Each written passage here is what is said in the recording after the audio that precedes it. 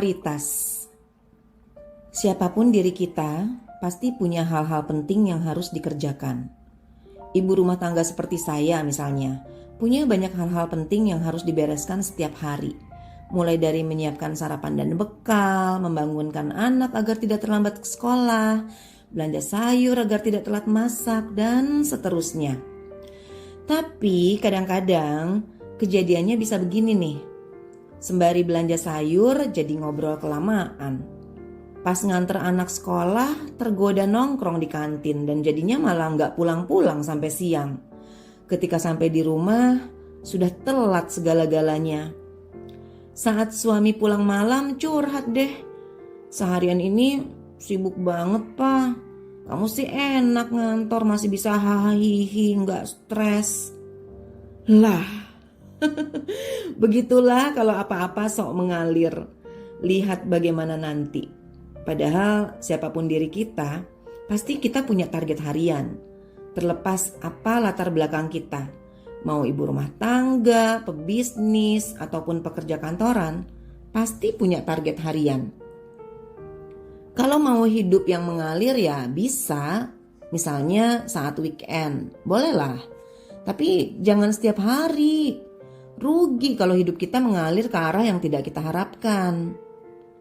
Agar tidak sampai begitu, yuk tetapkan prioritas. Kalau targetnya mencuci dan membereskan rumah, ya matikan televisi. Tetapkan prioritas di kepala. Nggak akan ngapa-ngapain dulu saat dua kerjaan itu belum beres. Dijamin Anda akan merasa punya banyak waktu.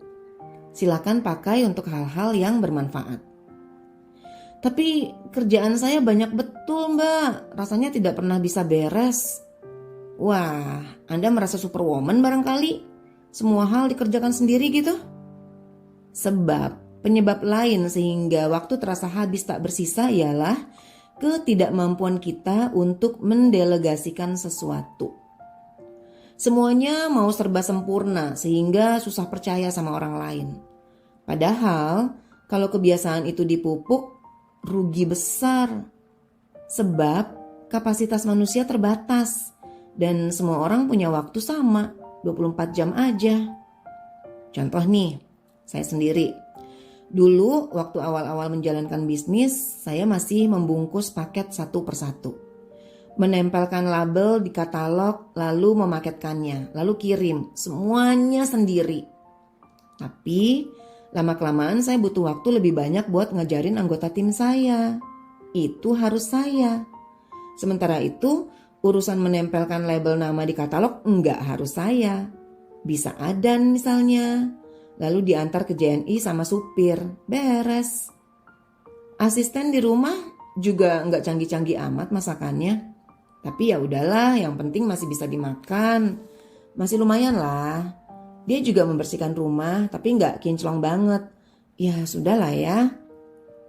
Di saat senggang, saya yang membereskan rumah dengan apik.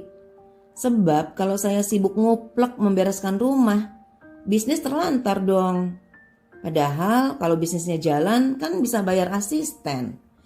Mau banyak juga bisa, biar rumah kinclong terus. Catat ya.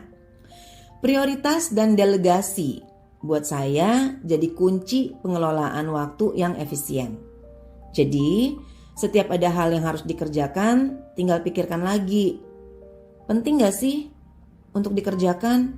Kalau penting, haruskah saya yang mengerjakannya? Bisa didelegasikan gak? Jika harus saya, bagaimana cara terbaik saya melakukannya?